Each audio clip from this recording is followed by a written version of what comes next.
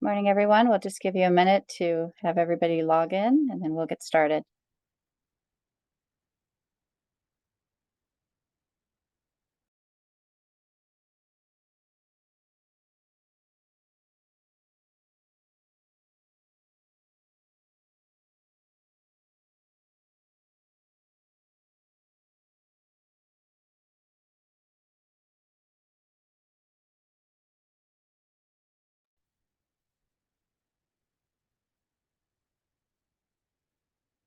Hey, good morning, good afternoon, and welcome to the AmpUp webinar on managing mini-grid operations in rural communities. It takes a community.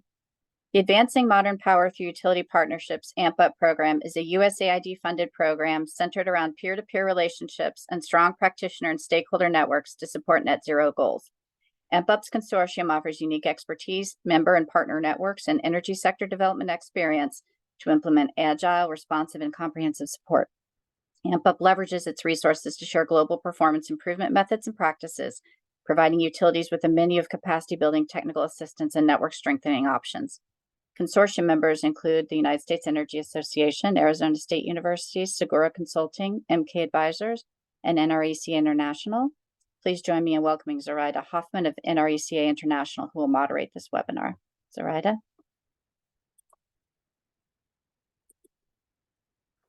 Sorry, I was muted. Thank you, Tricia. Good morning, everybody. Welcome. My name is Zoraida Hoffman, and I will be the moderator today.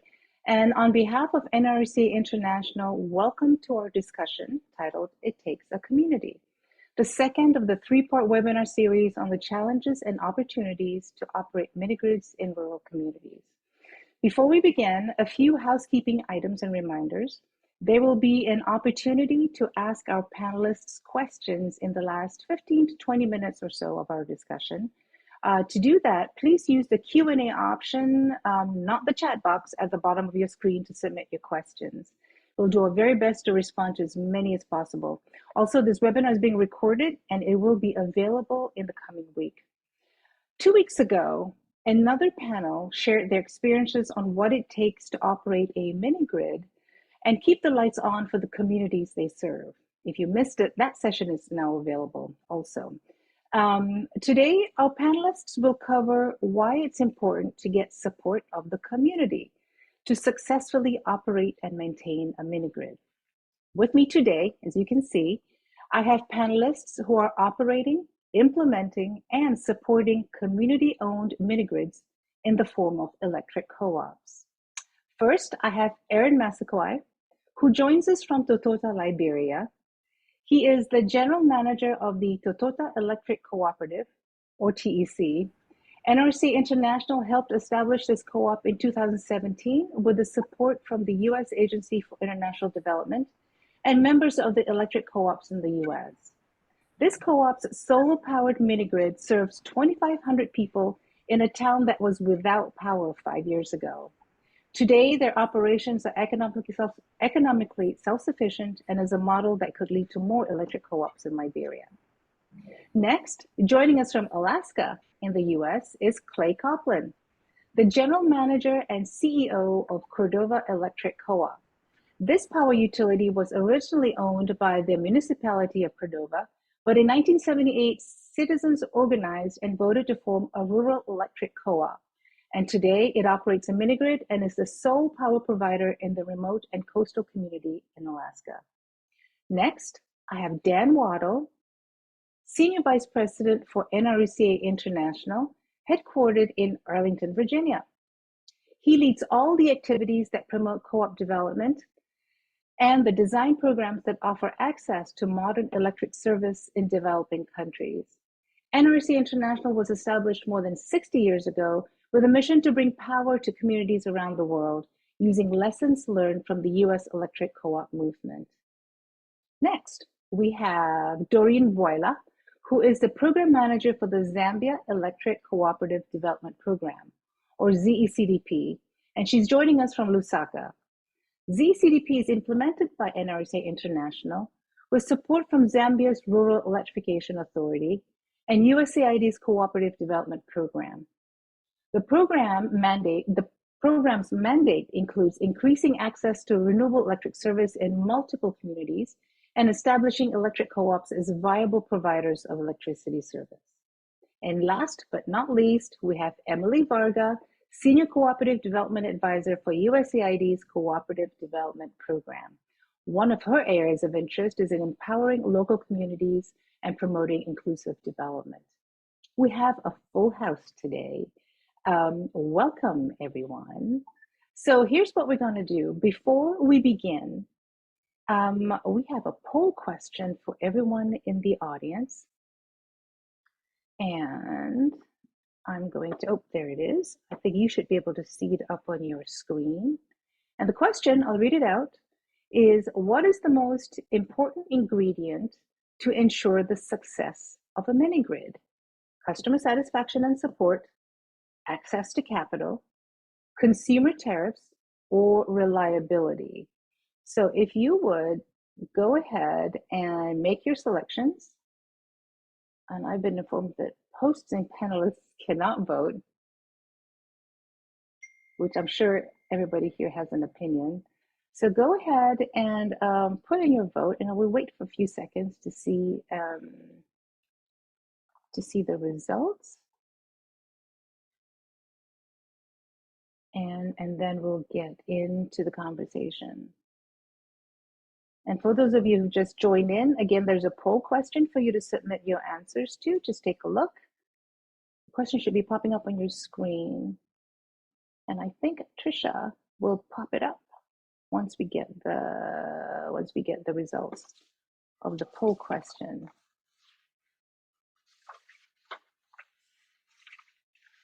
Ooh, I see Aaron's hand up.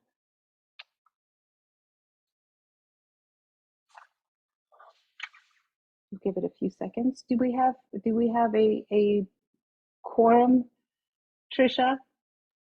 Yes. Awesome. I can end it now. We have 91% participated. Excellent.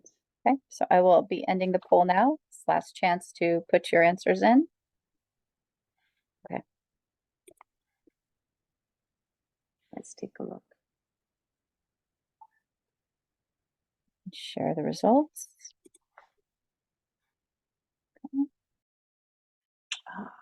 Interesting.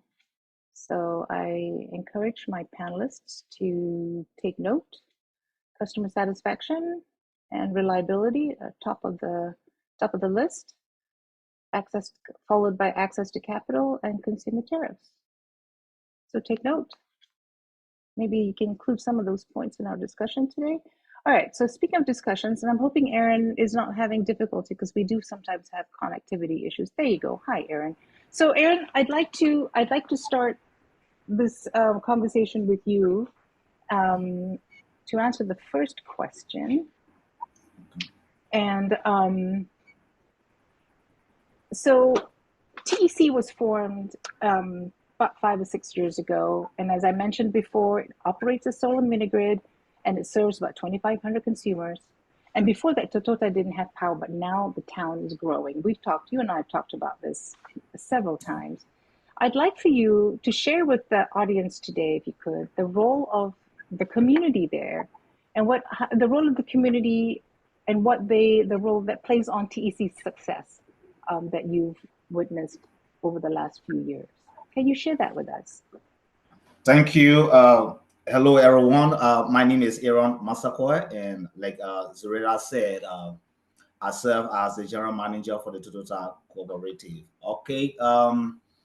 As it relates to the question asked, Totota is successful on few points, and one has to do with the cooperative model that we are using, which is very important.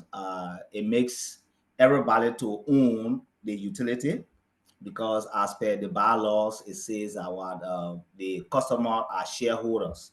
And once you are a shareholder of a utility, you have to do all you can, to be able to see the success of that utility. The next one is the purchasing of power. You see that TEC is successful it has to do with the purchasing of power. We see the customer always pull here, on a daily basis to be able to purchase power. That is one of the success that we have, and the willingness of the community is important, because decades there were no electricity in Totota, and in 2018 we are seeing electricity in Totota. So everybody are eager, and you see businesses are growing now because of this electricity. So everybody put themselves into it. So basically, these are the things that is behind the success of Toyota Electric Cooperative. One, like I said, the purchasing of power. Everybody own the electricity or the utility, and the willingness, to come together to discuss issues. Thank Yeah. you. Thank you, Aaron. I'm sure we're going to touch back on that again further down Yeah. in the discussion. So Doreen, I'm gonna ask you to join us next. And the work in Zambia is just beginning, yeah? And your team has been on the ground, working in the communities, conducting outreach and awareness campaigns for the formation of electric co-ops as a viable way to bring power. So in Tatumbila, and I've enjoyed telling this story, the first electric co-op was formed early this year, and the solar powered mini grid will be constructed, I think, in the next year to bring power. So what can you tell us, what gives you the confidence that this community will successfully manage and operate this mini grid, and why? Thank you, Zoraida, and I'm happy to be part of this discussion. I think I'll pick up from what Aaron has said. Aaron indicated that part of the success they are having in Liberia is because of the willingness of the community and also the willingness of people to come together. And I think we are seeing the same thing in Tatumbila. Tatumbila is in the northern part of the country, in Muchinga province, very close to Nakonde. It's about 1,000 kilometers away from the capital. But from the moment that we started engaging the people on the ground, the community on the ground, there's been a lot of enthusiasm and a lot of buy-in. We have, the team and myself have worked with the community leaders, with the residents, to first of all inform them what the electric cooperative is all about, how it can benefit them. And then there was also the process of getting a consent from the community. So we carried out a consent voting where the community was confirming that this was something that was of interest to them. And from the turnout and the vote, we found that over 99% of the people who voted actually voted for having a cooperative. So we can see that just from the enthusiasm that is on the ground, it's very evident that the people want power, and this will be a successful model. Another thing that the community has done is they went to the chief to get land for the cooperative to be built. And this land, 1 hectare land, has been provided for the mini grid that is going to be built, and this was done. Apart from that, we have worked with the community through the process of developing bylaws, which would govern the cooperative. We have also worked with them through the process of, we supported them holding a general assembly. And I need to mention that our partners through this process, so we have been working actively with the government, and our key implementing partner is the Rural Electrification Authority. We are also working with the Ministry of Small and Medium Enterprises, specifically Department of Cooperatives. We are also working with the Ministry of Energy. So our team, together with the team from the government, has been on the ground. And like I said from the onset, there's been a lot of enthusiasm. So looking at just what is happening, I think I'm confident that the mini grid, the cooperative, once it's established and the mini grid is put in place, will be successful. Thank you. I look forward to hearing more about the project in the next year. Clay, I'll have to go to you next, and I'm very interested to hear what you have to say about this, because listening to Doreen and Aaron, um, it might just strike a familiar chord with you. I mean, the American Electric Co-op movement has been going in this country for such a long time, and to see what's going on in sub-Saharan Africa must be interesting from your perspective. Because Cordova, as I said before, your co-op was established when the people were not happy with the services. And so they came together and they've decided to form a co-op, and which is a similar story that we hear in many places. But your co-op, and this is 4 years ago, so it continues to grow. Members needs are still priority, and the mini grid is operating well, reliable, and those of us here can relate to the challenging landscape that you live in. So, in looking back to the history, and now as your role as the manager and CEO, how has the community and your members contributed, you think, to the longevity and the continued longevity of your success in the co-op? You know, very much like Aaron and Doreen, the enthusiasm and support from the customers is so important. You know, from the poll, the reliability and the customer service and satisfaction being the highest priorities, that was why Cordova Electric was formed. The customers really wanted to have very reliable power, and having a governance model where they actually had a direct say in as a collaborative to make decisions for where the community was moving or where the electricity was moving is what really helped the success. The cooperative model allowed them to make decisions that would have been very hard to make in other governance models. So the cooperative is founded with two big initiatives to develop hydropower as a local energy source, and also to convert overhead power lines to underground. And underground power lines are considered very expensive, but they did it anyway because we're not connected by road. We're a very remote, isolated community, and it's difficult to get help when your overhead power lines are getting knocked over by storms. So that community support has really helped us with our state government and our US government to get support, because it wasn't just a utility manager asking for support. It was letters, emails, telephone calls from our customers saying, hey, we need a hydroelectric project. We want local source of energy that's affordable. So the cooperative model, really, I don't see how we could be where we are today without that model and without the underlying support of our customers. Thank you. Thank you, Clay. And that, that is something to look forward to, I think, Doreen and Aaron, something that you can potentially learn from. Emily, I mean, a large part of your role at USAID, at the Cooperative Development Program, is to promote this co-op model that our speakers have said many good things about so far, and to establish a better understanding of why it can help improve lives, not just in the power sector, but across all sectors. So, and USAID is currently funding ZCDP and has funded other electric co-op projects, development projects, including the Totota Electric Co-op in Liberia. So I'd like to hear why you think this model works. Absolutely. It's a great question. It's actually something that I try to answer every day as I advocate and educate folks on the model. Cooperatives have been meeting the critical needs of their members since 1844. And in my opinion, it combines the best elements of both nonprofit and for-profit service to communities, but rooted in markets. Often in international development, we search for technological innovations to solve complex problems, but cooperatives in many ways are social innovations. When done right, bottom up, organically, they can operate for decades, centuries even, evolving and growing with the communities in which they serve.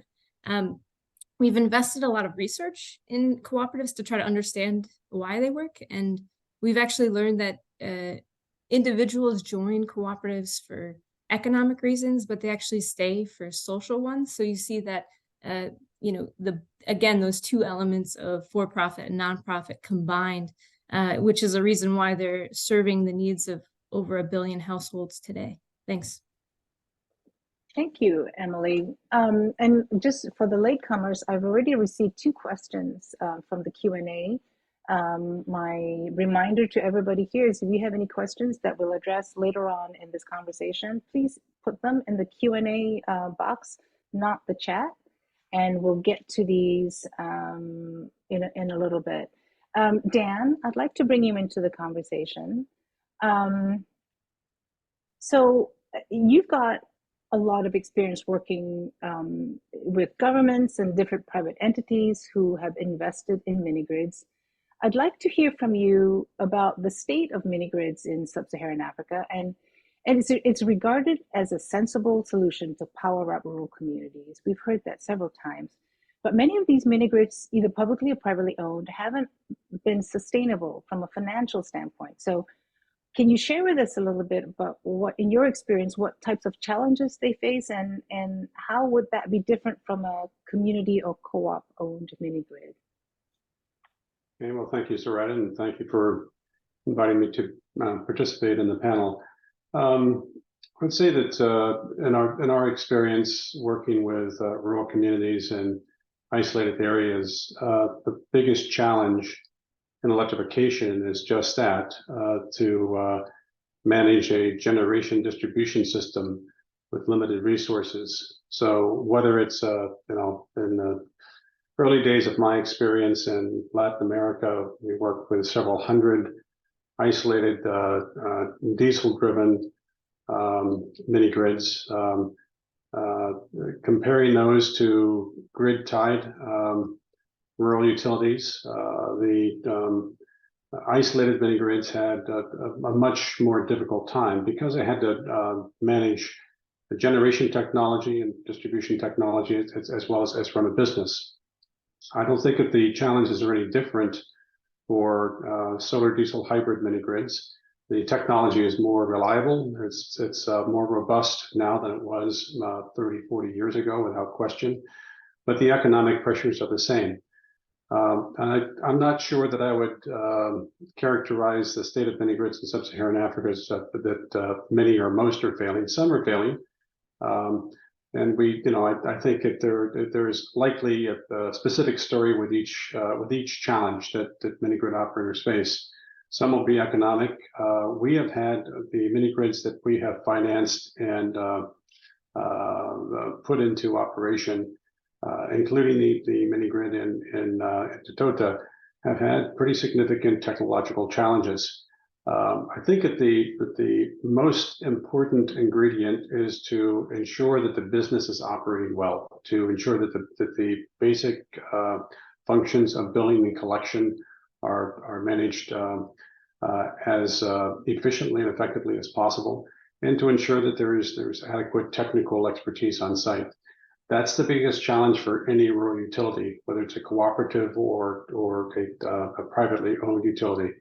I'd say that when we are initiating new rural utility enterprises, that's what we focus on first and foremost. Thank you, Dan. I'd like to bring us back to some of the challenges, and Dan spoke a little bit about that too. Emily, if I could go to you first, how, in your view, how are community-owned enterprises, like in this case, electric co-ops, right, in a better position to overcome some of these challenges, whether it's operations, technical? What do you think? Share with us a little bit on that. Yeah, absolutely. And just wanted to highlight the point Aaron brought up about joint ownership, and Doreen brought up about establishing community buy-in. Cooperatives are formed by individuals who pool their resources and to mitigate risk. And by nature, they're more resilient enterprises, and they're adaptive. There's this consistent feedback loop that exists between members and leadership, typically through what's called an annual general assembly, where members vote on their priorities, whether it be social or economic. And we've seen firsthand the resilience of cooperatives in response to COVID-19, where local governments and nonprofits could not respond. We saw cooperatives were handing out food aid, setting up hand washing stations, ensuring that there was consistent information, reliable messaging, about the pandemic to their members. So of course, risk mitigation strategies, especially climate resilience, needs to be central to long-term planning. But this business model in particular is more responsive to members' needs because they have this consistent feedback loops, which allow them to overcome anticipated challenges. And that's what we've seen in our work. Thanks. I'd like to stick with this issue of resilience for a bit, because I know that's a hot topic. I know in the US especially. Does anybody else want to address the question of resilience with the co-op model? Any other examples anybody want to share before I move on? Yes, Clay. I would just mention that we live in a very dynamic environment where we have frequent earthquakes, tsunamis, volcanoes, superstorms where we'll get several feet of snow in a day, as much as a foot of rain in a day. And that was part of the drive behind converting to underground power lines, so that when we have a snowpocalypse event and get 30 feet of snow, even though people have to crawl in and out of their second story windows and the roads aren't passable, everybody's lights stayed on. So that's really an important element, is that reliability that people touched on in the poll. Thank you. Anybody else before I move on resilience and the co-op model? All right. Okay, so Erin, I'd like to go back to you if I could. And Emily already said a lot of the why, right? Why the co-op model works. But I'd like to get some examples from you being on the ground as the general manager of a co-op in Totota. Can you give us an example of how this co-op, the community-owned co-op model, has helped you overcome the challenges you face on a day-to-day basis? Okay, thank you.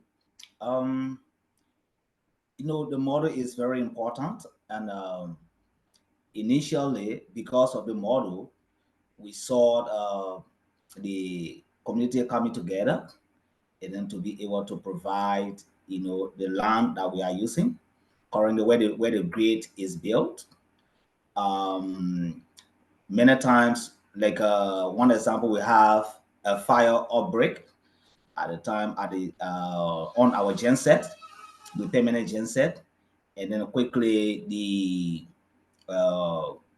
shareholders came together, and then we will have to decide quickly to be able to go for loan generator, which of course we are using today. So the model is actually important because in terms of difficulties, these very people will come together, then they will make an informed decision, and those these decisions will actually help with the growth of the cooperative. Another thing again, whenever, like right now, Liberia, now we are going through what we call financial crisis. So you will see that the cooperative will come together and then discuss the tariff, where we want for this cooperative to stand. If the tariff is a little bit lower, do you think that this utility will stand? No. So will it be good for us to step it up a bit? Yes. And then everybody would agree to it, and then we'll step it up a bit to meet the demand of the society or the demand of Toyota. So the model is actually important. Thank you. Thanks, Erin. Doreen, tell us, because of all, we talked about the activities that are going on in Tatumbila. It's established, and I hope we'll be able to touch on this a little bit a little later.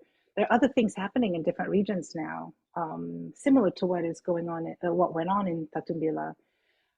Can you tell us what's next? What are you and your team doing next to make sure that Tatumbila and potentially the other co-ops that will be established, what they have to be successful and sustainable? Because this program is not going to be forever, right? So when it ends, we want to make sure that these co-ops are still viable and they can continue on. So what can you share with us on that? Yeah. So you're right. I think so. One of the things that we're doing moving forward is to ensure that the sustainability of this whole initiative. The cooperative model is not new in Zambia. It's been there for a very long time. We've had agricultural cooperatives, financial cooperatives, but the aspect of electrical cooperatives is something new. It's more innovative. And so for the model to even be sustainable and what we're doing in Tatumbila to be sustainable, it's important that we provide technical assistance and also we build capacity in the different stakeholders. So for Tatumbila, I mentioned that we had a general assembly. So once the cooperative was formed, we had a general assembly where a board of directors and 9 directors. We had 3 females and 6 males have been appointed. These directors are supposed to help in overseeing a management team who will be employed to look after to oversee the activities of the utility. It's important that these community members are also given the needed skills, especially in governance issues that they need. And apart from that, as I have said, within Zambia, the electric cooperative model is relatively new. So it's also important that other stakeholders from the government who are supporting this process are also equipped with the relevant tools and skills to support this process going forward. So what we have planned now is a governance training for the board of directors. We have also planned to work with the Department of Cooperatives and also with Ministry of Energy and REA, that is the Rural Electrification Authority, so that they are part of the training. So we'll do a training of trainers. That way we will have qualified and trained people within the government who, for the next cooperative that will be formed, will be able to train the board. So once we do the training of trainers, we have a resource which is being provided through the program to work with these trained people to then train the board. So that way we will ensure that even as the ZECDP program comes to an end, the skills that are required to sustain this process are still there, both within the government and also within the cooperative. So some of those are some of the next steps that we are looking at. Another thing that we did, we realized that gender and social inclusion is a very, very important part of the whole program. And it's important to understand the dynamics and to understand the cultural issues that are on the ground to ensure that even as we move forward, everybody is part of the process. Are not leaving anybody behind. So what we did was to do a gender baseline assessment, and the findings from that assessment are really going to help us in ensuring that we are implementing a gender sensitive, we are undertaking a gender sensitive approach. There are several important aspects that have come out, the need for us to consider some cultural aspects, to ensure that we are working and also taking into consideration some of the issues on the ground so that everybody is included, both male, female, youth, and whoever needs to be part of the process. So those are some of the next steps that we are doing going forward. That's a lot of work. And I'm gonna have, Dan, I'm gonna have to put you on the spot for a little bit, if you don't mind, because this topic really brings up the kind of relationships that NRECA International still maintains with some of the co-ops that we've worked with for a very long time. And if you could just sort of follow up on what Doreen was mentioning about the kind of training, the sharing of knowledge, can you share a little bit about what NRECA International has done to continue the relationships to make sure that the co-ops that we've worked with remain sustainable, either through our own trainings or bringing in members from the US co-ops to help with the governance or safety trainings? Can you talk a little bit about that? Sure. So what we've learned over the years is that where there are opportunities to embed training programs with local agencies, like in the case of Zambia with the Rural Electrification Authority. That's the most effective avenue to ensure that that new rural utilities have the access to the resources they need, both training and technical assistance, to address issues as they arise. But we know, like any business, electric cooperatives are going to face challenges. In some cases, the challenges have to do with expansion. Like if you talk to Aaron about his biggest issue right now, he wants to expand the geographic scope of the cooperative to a larger footprint in Tota. In other cases, there may be issues with governance. There may be issues with taking on new technological challenges and finding the external resources to address those. What we've done over the years, when we work with rural electrification agencies, we provide the training resources they need to then pass on those resources to local rural utilities, cooperatives and non-cooperatives. Where those resources don't exist, where an electrification agency doesn't exist, we have offered training resources directly ourselves. We don't have a lot of funding to do so, so we have to be selective about how the training services are offered. However, over the past 60 years, we've worked with over 300 rural cooperatives and probably another 50 or more non-cooperative utilities. So we have a lot of training resources in our knowledge bank. It's one of the reasons why NRECA International exists is to provide those services and access to resources to rural utilities. So it's something that's extremely important to us. The training resources that we offer cover every aspect of utility operation and management, from governance training to training executives to training linemen and commercial technicians. All of the training resources you would find in the United States or in Western Europe exist in our knowledge base. Thank you. And I think that's a very important point to make, is that, when you help establish a co-op, it doesn't end right there.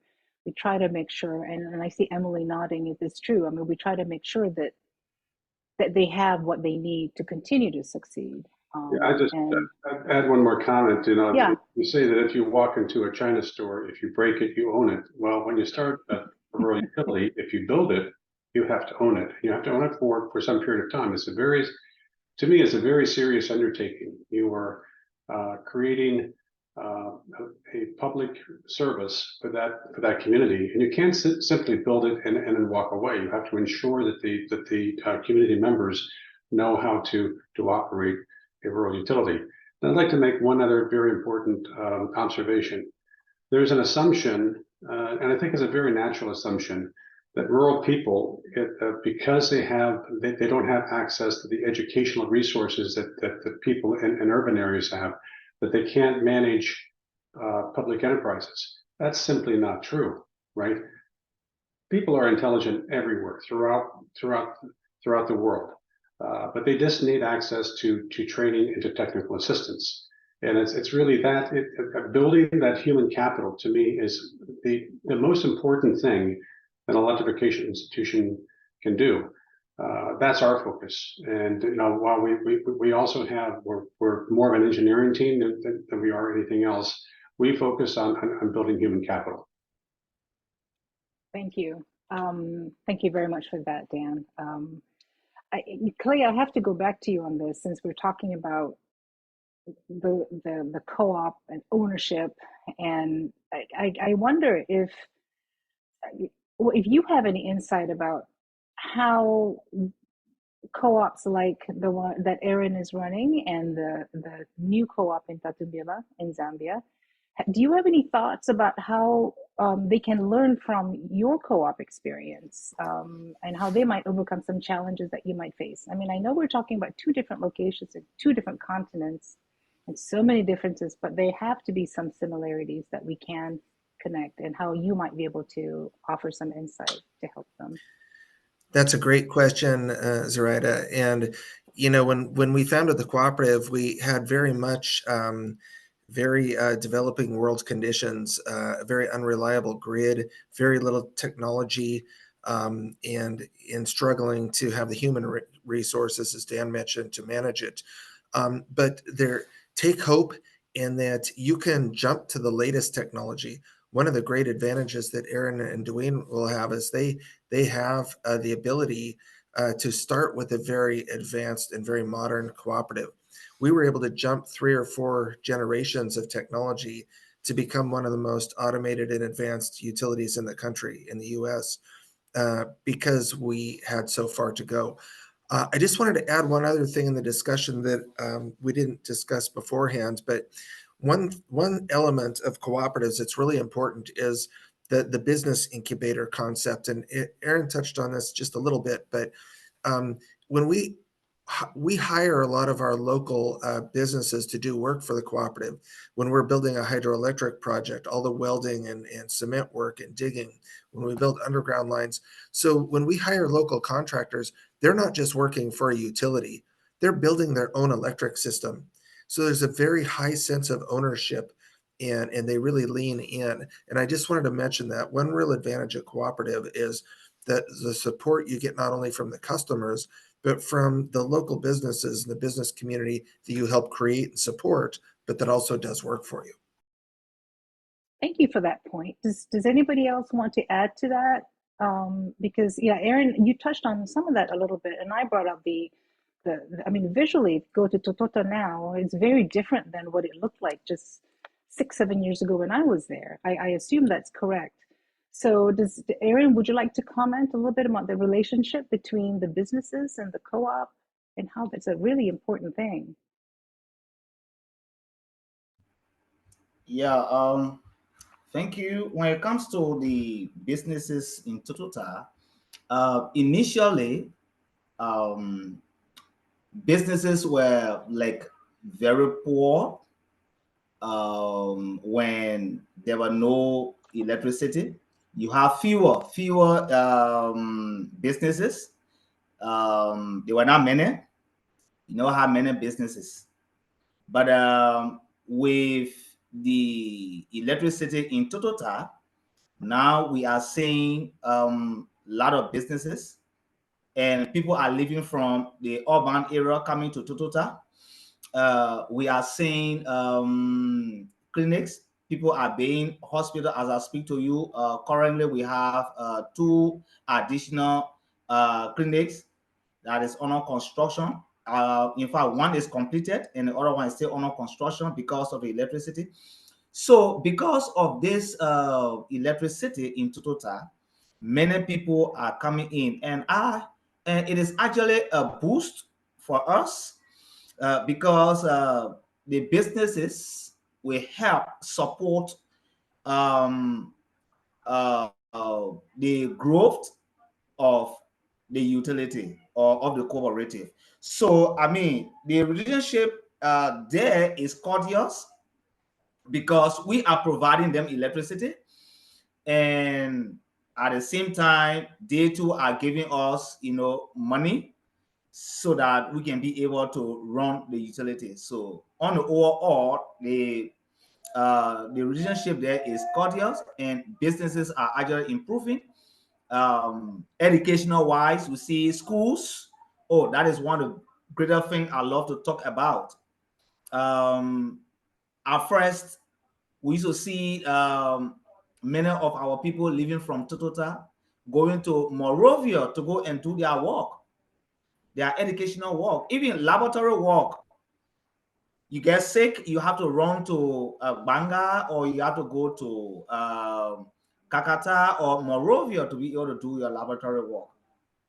But right now, those things are done right here in Totota, and it is because of the electricity. So, I mean, there is a cordial relationship between us. Thank you. Yes, Yeah. I look forward to getting more updates. Again, I think if I were to go back to Totota, I was there a few years ago, and it probably looks very different now than it did then. I see a lot of questions coming in, and I'm not going to do it now, but I think I'm going to put in some of these questions here in a little bit. Clay, I got to go back to you, and Doreen, I might ask you the same thing. So I have to ask you, what is the biggest challenge for you to operate a mini grid? I mean, the biggest challenge. I know there are probably plenty, but name what the one that keeps you awake at night. Really our challenge is kind of financial. I mean, we are in the US where you have a lot of developed businesses and communities, and we compete in global markets with our seafood processing industry. So the cost of power is very important. When we built our hydroelectric plant to be 2/3 hydro, that power, we can produce power for about 1/10 of the cost of diesel fuel. And that really grew our seafood processing industry. And once the community becomes prosperous, you can solve social problems. We can invest in our hospital, in our schools, and so forth. But 30% of our power is still produced with diesel fuel.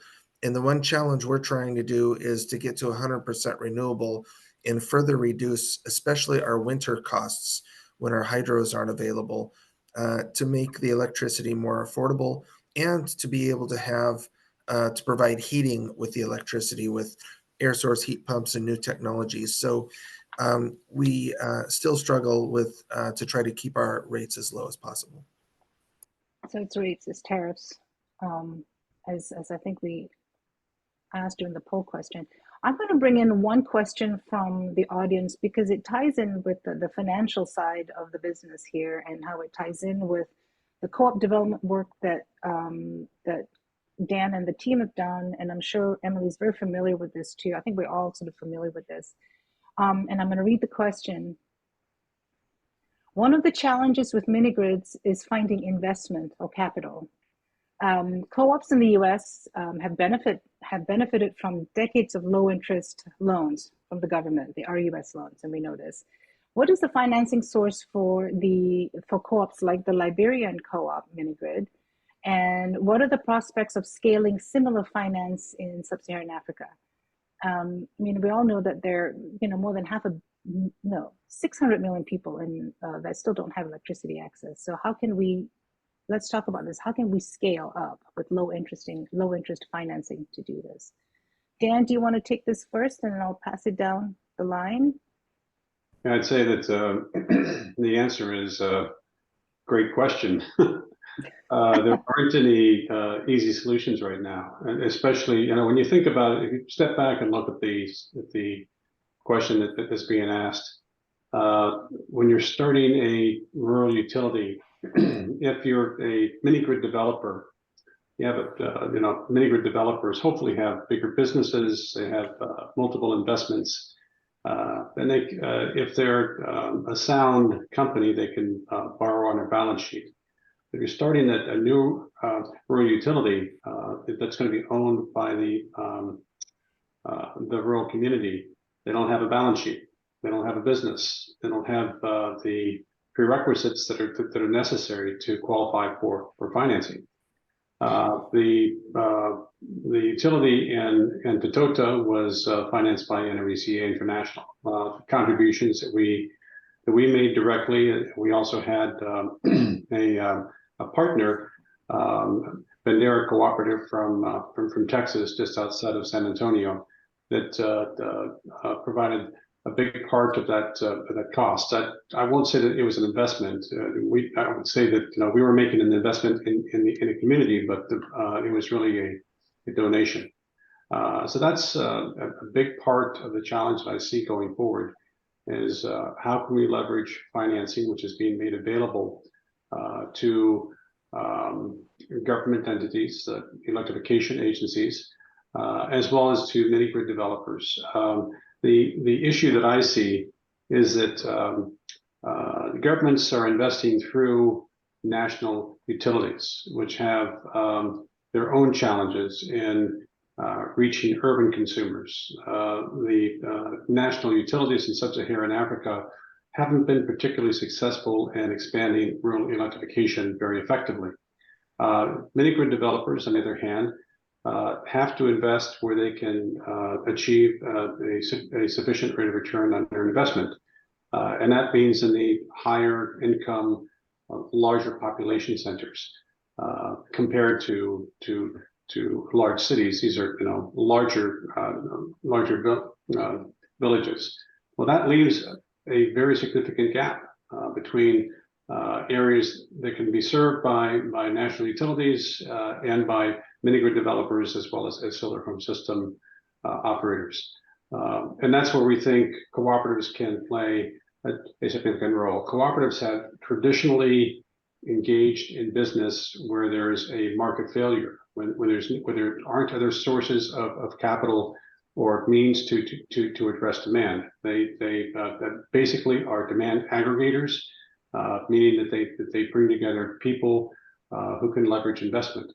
But that leaves open the question, where is that capital going to come from? So this is a question that we've been working on in Zambia, as well as in several other countries. I can't say that we have any ready answers as of yet, but it is a question that we're very much interested in.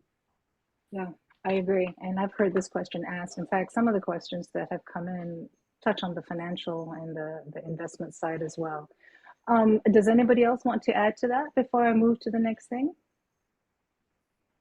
I would only add that another differentiator with a cooperative business model is from day one, you're aggregating resources from your members through the form of member equity and dues, which is different from traditional models, but completely agree with Dan that it really depends on the maturity level of the cooperative, where you are in the process to determine what financing model you'll try to attract. Thanks.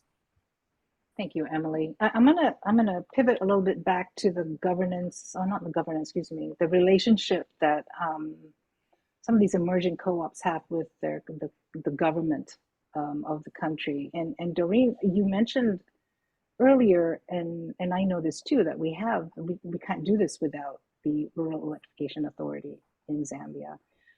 So I'd like to hear your thoughts, based on the work that you've done, is that how important is this relationship with government entities to create these mini grids, to power the communities, and how has that been for you and for the project? Yeah, no, you're right. I think for the cooperative model to be successful, it's also important that there's an enabling environment to support that. We have been very fortunate with this project. Like I said, our main implementing partner is the Rural Electrification Authority. We're working very closely with them. We've had a lot of support. Apart from that, even other government ministries, the Department of Cooperatives, Ministry of Energy. So for the ministries, if you're looking at aspects of policy and ensuring that there's the correct policy to support the existence and sustainability of the electric cooperative, it's very important that that support is there. Dan has also already indicated the aspect of the Rural Electrification Authority and the kind of work that is needed to sustain, because their mandate is really electrification in these rural areas. The electric cooperative model is just one aspect, one type of model that the government is currently would use to reach these communities, but there are other models. But the fact that we have the support and we are able to move forward, I think that will also help in ensuring that once these cooperatives are established, they are also sustainable, because they go throughout the whole governance structure, the governance, and also ensuring that these utilities operate and expand even to other communities. There has to be buy-in from the whole, from both the government and also the infrastructure on the ground. So the existence of an enabling environment for the existence, for the establishment, and for the sustainability of these cooperatives is very, very important. And that is something that we are seeing. Thank you. Thank you for that. I'm looking at the questions, and I see there, because we've talked about the in Totota, and of course, there's Tatumbila in Zambia, and we're moving to other communities in Zambia. And so the question that's come in is about how do these communities get selected? And the question here says, do communities need to bring certain prerequisites, capital, structures? Are there cases where you would say it wouldn't make sense for the community to follow the co-op model? And I do know that some co-op model, to your point, Doreen, is not the only option. And Dan, I think you can also say that NRECA International has gone into many countries to help bring power, but the co-op model doesn't always work, or it's not possible, I should say. So I guess I'll start with you, Dan. Is how do these communities get selected? Well, like any business, I mean, cooperative utilities have to operate as functioning, manageable businesses. And in the case of NRECA International, we start by doing business plans. So that what we know is that there is a minimum scale that cooperatives have to achieve to be able to commercialize a sufficient amount of energy to cover operating costs. And that's one of the challenges I see with cooperative mini grids. If we're looking at very small mini grids, and in sub-Saharan Africa, some mini grids are as small as 25 consumers, but that's tiny, right? So when we look at establishing mini grid utilities, doing one that is 100, 200 consumers in terms of operating the business is just not big enough. So if we look at mini grid cooperatives, it makes much more sense to me to follow a model where there are multiple communities that are managed under a single business umbrella, in the same way that mini grid developers operate. They develop multiple mini grids under in a common service territory, and they provide common resources or administrative resources and commercial management resources to all of the mini grids in that particular area under a single umbrella. That's how we see the cooperative model being used for mini grid development. I think that when we look at starting new businesses, it's all a matter of ensuring that the communities get the service they need at an affordable price, and that's the other side of this. If you the smaller the business, the smaller the base of consumers over which operating costs have to be managed. So if it's too small, the cost of power is going to be relatively high, and it could reach the point of being unaffordable. So those are the balances that you have to consider when you're looking at rural utilities, whether it's a cooperative business model or a private business model. It's the same calculus. The only point where you can look at differentiation is in the rate of return on investment. Cooperatives require a very modest margin, whereas investment entities require a much higher margin.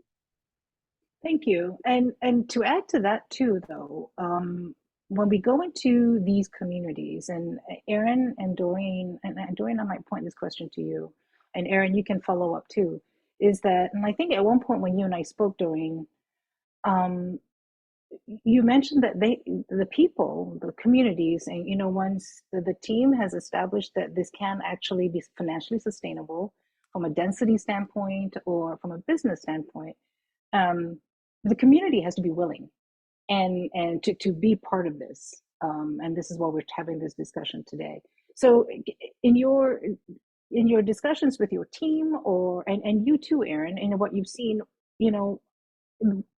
how the reaction of the people, the willingness, how important is that? Have you seen in the communities and the participation of the communities? What are some of the examples that you can share? No, you're right. The willingness of the community is very important. We have one community in the eastern part of the country where we will also be working. They were supposed to get electricity some 3 years ago. When they knew that power was coming, they had already put in service connections even before they had power. So we see the kind of enthusiasm and the kind of eagerness people have to have power. Similarly, in Tatumbila, right from the onset, the community has actually demonstrated that they are willing throughout the whole process. I had talked about the different processes which actually lead up to having an electric cooperative registered. We go through the mobilization process where you're talking to the community leaders, talking to the residents. We go through a process of awareness within the community through radio programs. We then go through a process of the consent voting. We go through the process of helping the community come up with the bylaws, the General Assembly, ultimately having the cooperative registered. So we see that throughout that process, we are carrying the community together, and the community is actually demonstrating their willingness to be part of this process. And this is very important even for ownership, because for any community enterprise to be successful, it's really owned by the people within the community. So if from the onset they're owning that process, for me, that's a demonstration that even as when power comes, they want to own it, and they want to make sure that it works. So given this community that we're working with in Tatumbila, the other communities also in the eastern part of the country where we have worked, we've had similar responses, and just the eagerness of people saying, look, we want power. Going back to Tatumbila, so far we have 160 people who have registered and have fully paid up the membership fee and are ready to receive. So, and this is a rural area in a remote part of the country where you'd expect people don't have much in terms of finances, but they have seen the importance of this, and they have actually paid towards being part of this to show that they are willing and would like the electricity to be in their communities. Thank you. And I think Aaron has something to add to that. Am I right, Aaron? Yes. Zureda, just what is our Dori from Zambia. It's just what she said. In total, the willingness of the people is actually important. And what makes it important? One, security. Recall where the grid, our grid is built, is almost at the outskirts of the town. And being that the people are willing, to be part of this cooperative, they always advise, their children not to go around there. And even if someone is going around the grid, someone say, hey, whistleblower, hey, don't go there, because everybody is surviving from that grid. On the other point, you see that because of the enthusiasm of the current membership, other people who are not benefiting from this utility, they run to the office on a daily basis. They want to be connected. They want to be part. So the willingness of the people is actually important. It's important, to in any mini grid developing.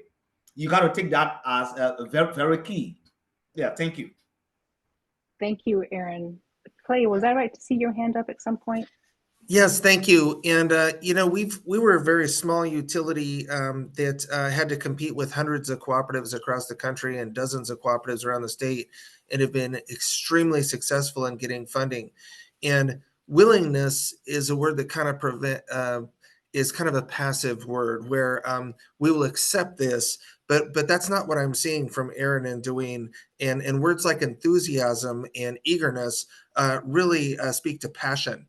And you know, if a government only has the funding to fund one energy system, they are going to gravitate towards the ones that are passionate, the ones that are say, we need energy, we deserve energy, we're going to make this happen, we just need your help. Those are the ones that are going to come to the front of the line. And then after you get some funding and support, make that project successful and share that success back to the organizations, then that makes the cooperative model successful. It makes them more willing to invest more in communities and cooperatives. Thank you for that. And certainly we've seen this happen from, how many has it been, Dan? I think we've created, the NRECA International has helped establish about 250 electric co-ops around the world. And we still have relationships with them. And I don't want to repeat this, but certainly that's true. Thank you for that, Clay. I have another question I want to ask. This is from the audience.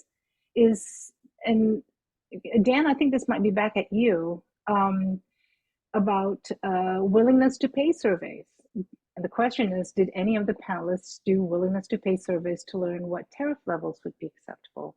And I think I know the answer to this, but Dan, could you speak to this, please? Well, I can't say that we created willingness to pay surveys. They were actually created by Procter & Gamble back in the, I think, 1960s, but we certainly helped normalize them in electrification projects in the early 80s, together with the World Bank. We have done, we don't call them willingness to pay surveys anymore, because the willingness to pay surveys typically or prototypically ask people what they would like to pay for a particular service. So we found it to be a pretty poor indicator of what the actual ability to pay is. So what we do is perform energy expenditure surveys to find out what people are spending now on their energy resources. So we found that that's the best indicator of what they'll spend tomorrow when they receive electricity service. So yes, we do them extensively. There's a pretty well-developed science on how to design them and how to implement them. We've done these surveys dating back to, I think, 1986, when we developed the format, and we do them for every project that we undertake. They're very important, not just from the perspective of understanding what spending patterns are, but we also gather demographic data, so we have a better understanding of what the economic realities are. And from a monitoring and impact analysis perspective, that's extremely important to collect that baseline information. Thank you, Dan. Emily, I'd like to bring you in on this now, and maybe you've been hearing, and you know most of this because you're a big supporter of the co-op model, I know. So we were talking about lasting impact, and we have witnessed co-ops have been around for hundreds of years, but do you have a favorite example or project or of how a co-op model has resulted in this long-lasting impact that we all hope to see with all the co-ops that we work with? Thanks. It's difficult to pick a favorite because I am an admirer of cooperatives of all shapes and sizes, and that's exactly how they are formed, all different shapes and sizes. But I'd say in the rural electric space, the Philippines is one of my favorite examples in terms of scale. More than 56 million people are being served by rural electrics in that country. There's deep and sustained commitment to their communities. And I think and I was in middle school, several decades ago when NRECA International and USAID, invested in the rural cooperative movement there. And today, I think there's something like 119 rural electrics there operating. The largest, Batangas Electric Cooperative, and Clay, you made a mention of clean and renewable energy, but Batangas is now 100% renewable and servicing over 300,000 households, which is just incredible to me. And we think a lot about this legacy impact, and you know, when we've made investments in communities decades ago, where are they today? And this is just one of those examples. And not only in terms of scale and reliability are they impressive, but it's also an enabling and supportive environment. And you know, I hope that, you know, the building blocks that we're investing in today in other countries can follow similar footprints to what we've seen in the Philippines. Thanks. Thank you, Emily. All right, I'm going to go through the questions that the audience, because we have about 20 minutes, a little less than that. And one of the questions goes back to, I see it as community engagement and community participation in the co-op. And I'd like to hear, well, a member of the audience would like to hear about but how, so the community elects, as we know, in the co-op. This just happened in Tatumbila, in Zambia, and Aaron, you've been through this, in that the community elects the board of directors and, you know, approves the bylaws and so on and so forth. What other activities or what other mechanisms can be incorporated within the co-op to increase this enthusiasm, to increase this community participation in the oversight of the co-op? Because I think that's important. Doreen or Aaron? Aaron, I'll start with you. I think I saw you. Oh wait, if we try, Okay. hang on, Clay. I'll get to you first. I'm gonna let Aaron get to this first, and then I'll move to you, Clay. Go ahead, Aaron. Hey, another thing that we need to stress in the cooperative development, it has to do with the share of dividend. Though you know, with this, if you encourage dividend on our annual basis, you stand to create more let's say the awareness. You stand to get many people to come in, because at the back of their mind they will say, well, at the end of the year at least we'll get something. Another thing that you need to have whenever you are creating or developing a cooperative, you have to take in consideration the assessment. Assessment is very important. Like for Totota, the assessment was made great. Let me applaud NRECA. And initially, NRECA started with 188 customers.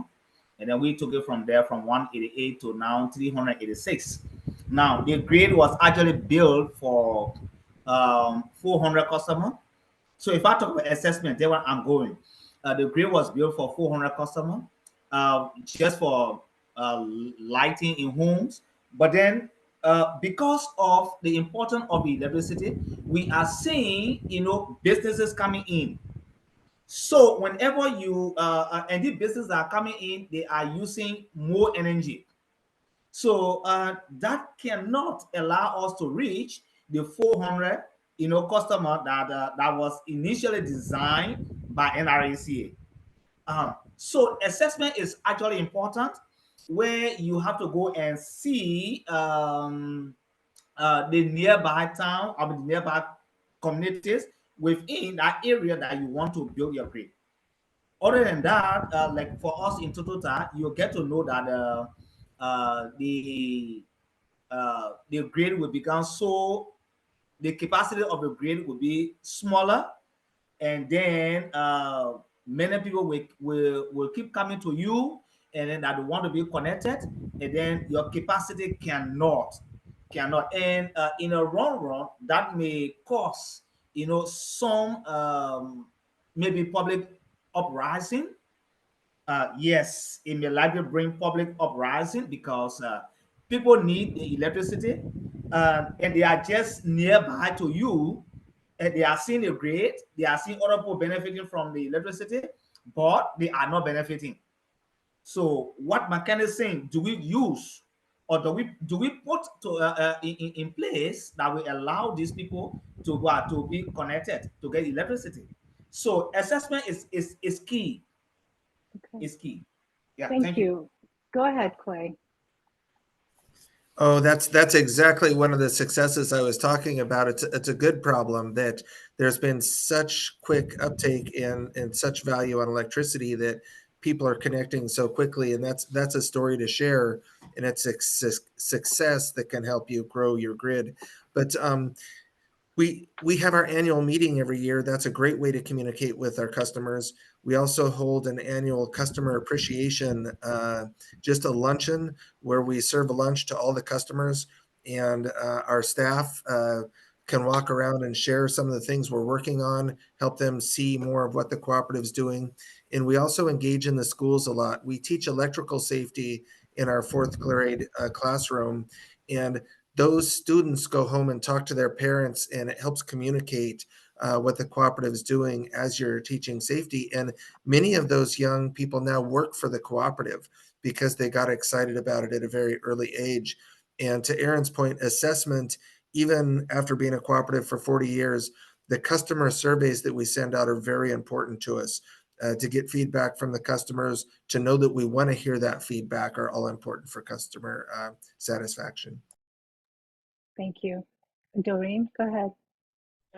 So the Zambia program is, the cooperative in Zambia is new, and we are looking forward to having a lot more. But one of the beauty about the ZECDP is really a demonstration of the viability of the electric cooperatives. And it's also, it's creating an opportunity to learn a lot of lessons, and also implement those lessons and to make corrections. And so one of the good things is that we have the different cooperatives models already working, like in Liberia, in Alaska, and in other countries where we can actually learn from. But I think what has been good, coming back to your question in terms of what else can be done for engagement, it's just to harness these lessons that we are learning as we move forward, to ensure that we are integrating them in our implementation project, so that as we now establish the other cooperatives, these lessons, we keep doing it better every time, because then we are learning. And I think that has been, from the time we started to where we are, as we are even moving on to the next set of for the next cooperative in the eastern part of the country, and as we look forward to even implementing the next 3, we will know that we will have gathered a wealth of information and lessons that will keep us learning and improving until we reach such a time where we are a few decades behind compared to other countries. But at least there are a lot of lessons that we will keep learning. And I think these are the lessons that we'll keep integrating in these communities, in the different institutions that are supporting the communities. And I think that is what will help the program going forward. And to Clay's point earlier, the advantage is that you are using current technology, not technology from 20 years ago. So Emily, you have your hand up. Yeah, thanks. I mentioned earlier the importance of feedback loops for the resilience of these business models. And there's certainly a bare minimum that we see universally across cooperatives globally, of like, we have the annual General Assembly, but as each cooperative is as unique as its members and the communities in which they serve, so are these feedback loops, whether it's a WhatsApp group or a survey, a satisfaction survey, and again, as unique as their members. But when you increase transparency, you also increase accountability, and then you increase participation. And that's what I think we all want to see. Thanks. And that's trust, basically. Right? Absolutely. To make Absolutely. it all happen. I'm going to ask one more question. Some of these questions do repeat themselves, but or rather the same. I'm just going to look through them real quick. So, and this may not be an easy question to answer, just like the question I asked and Dan responded, it is a good question and there really isn't a good response. But we've seen and we know, and those like Doreen, actually almost every one of us here in the room, seen the success of electric co-ops, over the last 50, 60 years. And we've seen it in parts of Asia, in South Central America. The biggest electric co-op or the biggest power provider in Bolivia is an electric co-op. So there's been a lot of success over the years. So we haven't seen as fast of an uptake in sub-Saharan Africa. Generally, what do you think needs to happen to make it the next big growth in electric co-ops in sub-Saharan Africa? Dan? Yeah, I'd say that I don't think that we're going to see national electrification programs invest through electric co-ops in sub-Saharan Africa. And there's, the reason for that is that the national utilities cover a lot of territory in most cases, and there's confidence in them.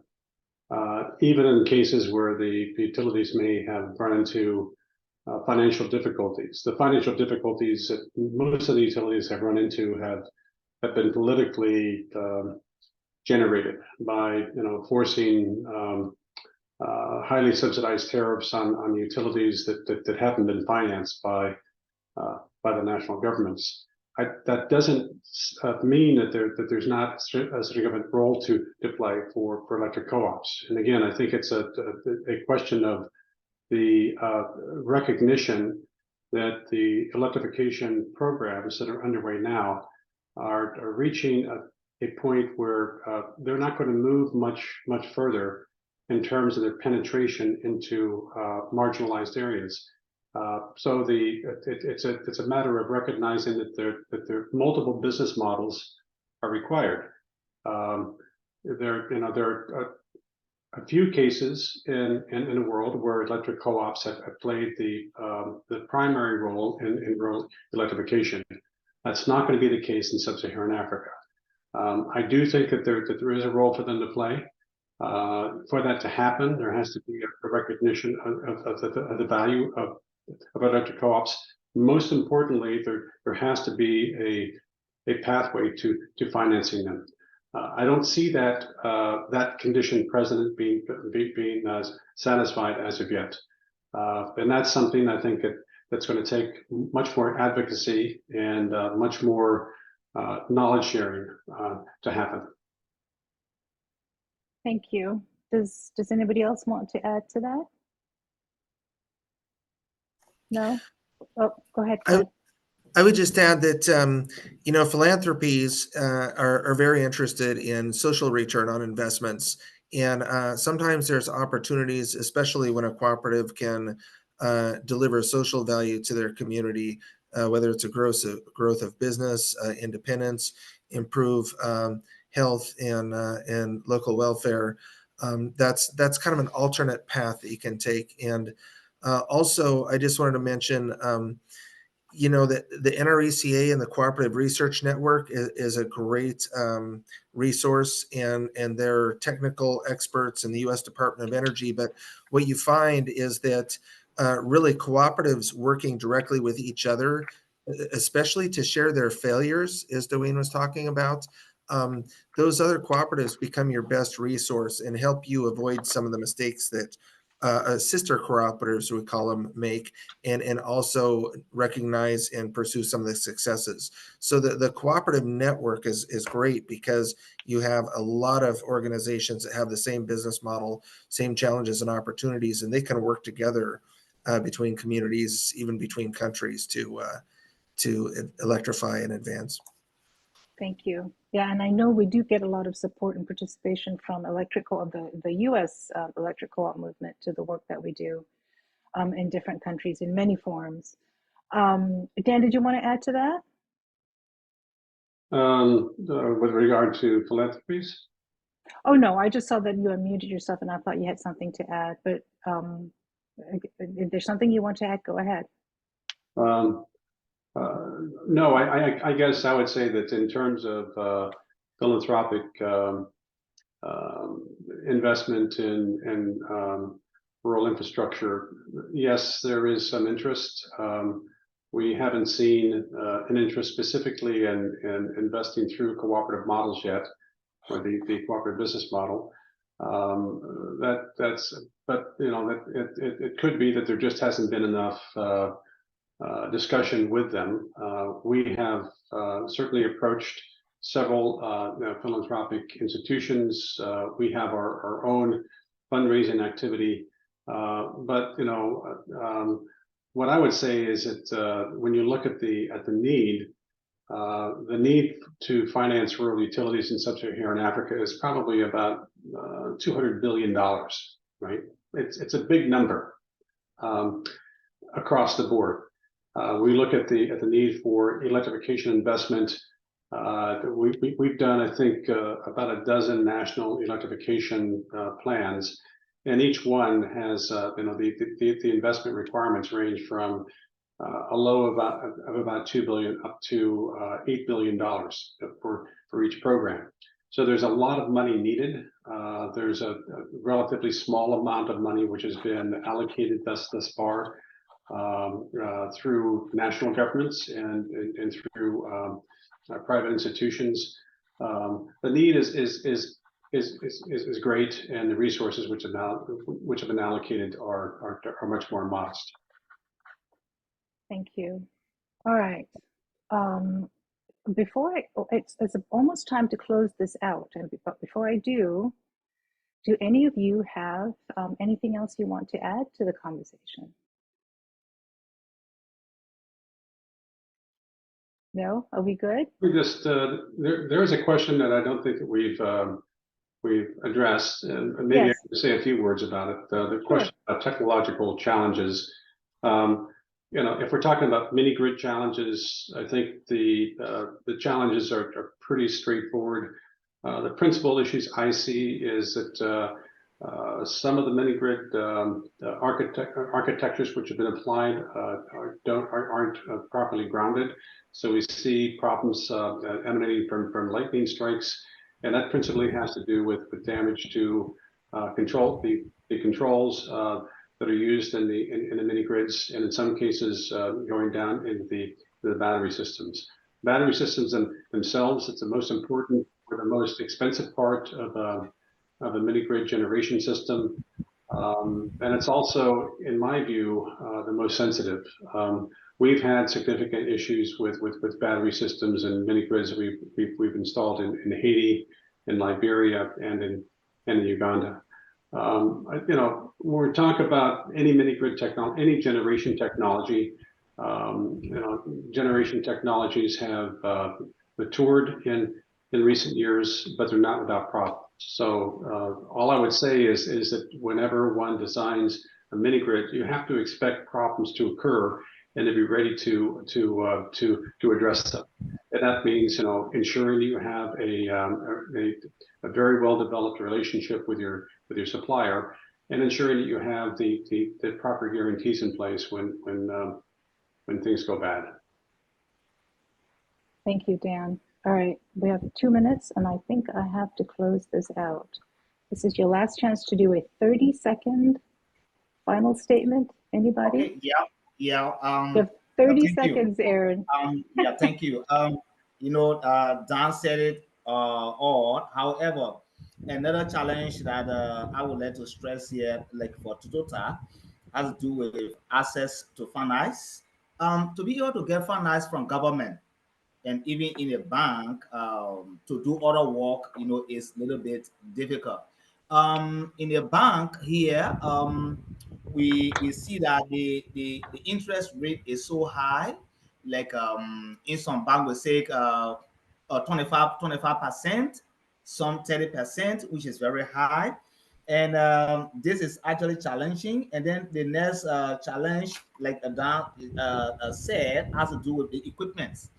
You know, we are using a modern equipment, and all the equipment need to be in the cloud, as well the data need to be in the cloud. And sometimes the internet fails, especially in Toyota, the internet fails.